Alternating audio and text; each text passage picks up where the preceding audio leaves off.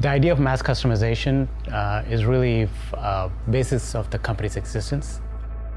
The idea that originally sparked the whole thing was, can we use digital technologies to kind of bring the science of teeth straightening into the next generation? When Invisalign started, 3D printing was primarily used for prototyping in a limited number of parts.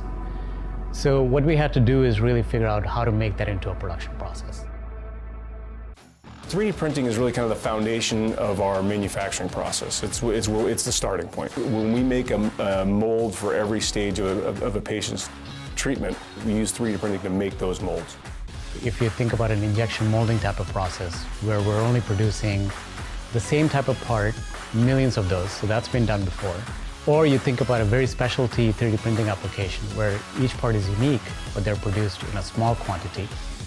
What we've done at Align is really combine those two. We've treated almost 6 million patients, and the growth is actually accelerating. We produce about 320,000 parts every day. From a support perspective, 3D Systems has been instrumental in helping us get to where we are today.